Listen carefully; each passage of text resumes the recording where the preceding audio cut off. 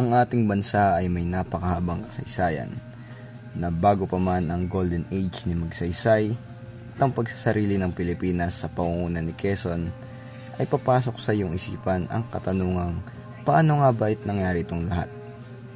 Ang isang digmaang 3 taon lamang ang itinagal ay may napakalaking epekto na naidala sa bansa. Ating mabilisang talakayin ang Philippine-American War. Noong malapit nang matapos ang ika-19 na siglo, ang presidente ng United States of America na si William McKinley, sinundan ni Theodore Roosevelt, ay nagnanais na magkaroon ng mas malawak na lugar para sa kanilang militar.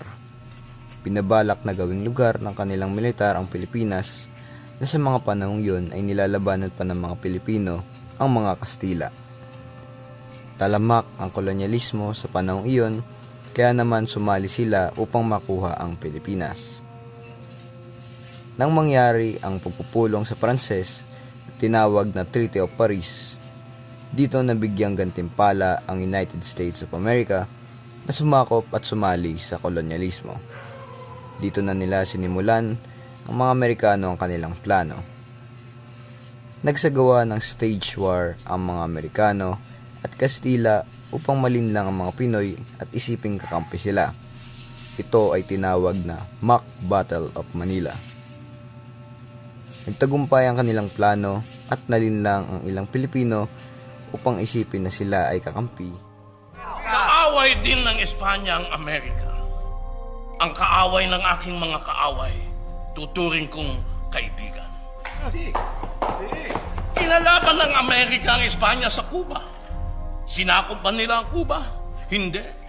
Tinulungan pa nila ang mga Cubano na sipain ng Espanyol. Wala tayong dapat ikatakot.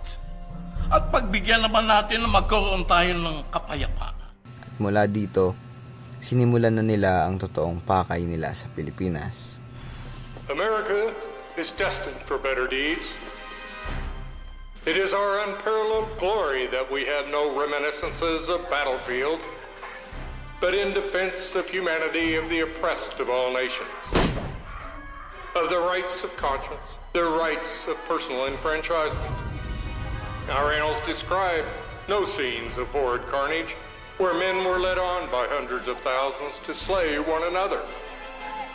Nor have the American people ever suffered themselves to be led on by wicked ambition to spread desolation far and wide that a human being might be placed on a seat of supremacy.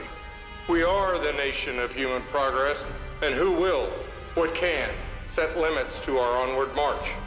It is surely the manifest destiny of the United States to lead in the attempt to make this spirit prevail. Madaming naabuso, nagahasa, at namatay sa mga kamay ng mga Amerikano. Dahilan upang putulin ni Aguinaldo ang relasyon ng Pilipinas at Amerika na mag-uudyok sa Philippine-American War. Bagamat kaunti ang armas at militar ng Pilipinas, sila pa rin ay nakakalaban sa pamamagitan ng guerrilla tactic.